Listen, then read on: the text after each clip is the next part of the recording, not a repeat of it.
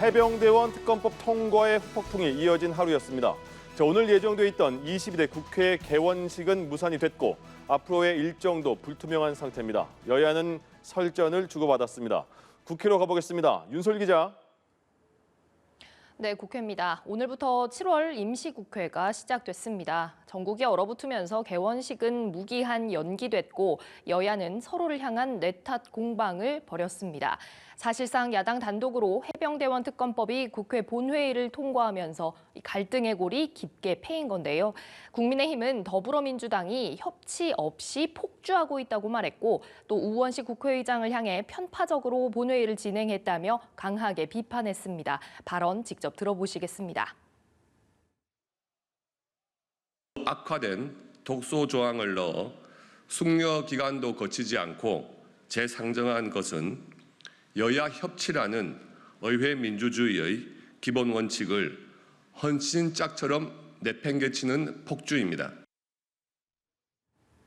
반면 민주당은 국민의힘의 개원식 파행에 책임이 있고 윤석열 대통령이 해병특검법 거부권을 행사해선 안 된다고 맞받았습니다. 이 역시 들어보시겠습니다.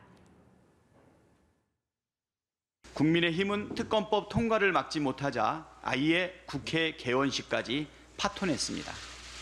뜻대로 안 된다고 호박에 말뚝박자는 놀부심보입니다. 해병특검법은 정부에 접수돼 15일 이내에 제의 요구 행사 여부가 결정될 전망입니다.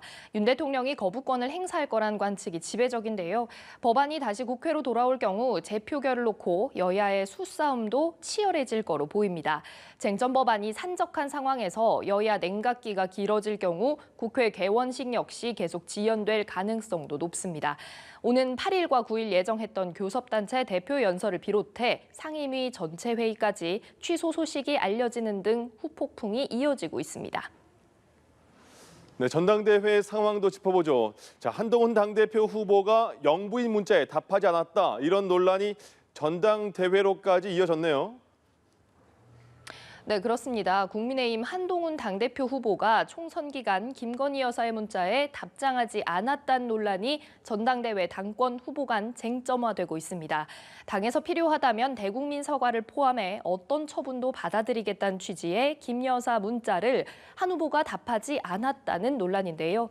한 후보는 오늘 기자들과 만나 왜 이 시점에 이런 얘기가 나오는지 의아하다며 총선 기간 대통령실에 공적 통로로 어떤 방식으로든 사과가 필요하다는 의견을 전달했다고 말했습니다.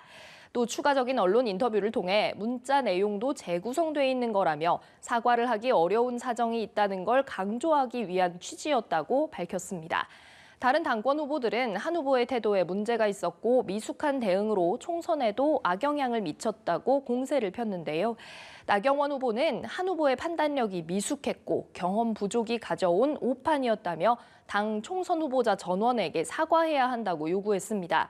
원희룡 후보는 요구하는 걸 다 하겠다는 영부인의 문자에 어떻게 답도 안 할 수 있냐며 저륜이라는 세간의 평이 틀리지 않은 것 같다고 총선 패배 책임론을 다시 제기했습니다.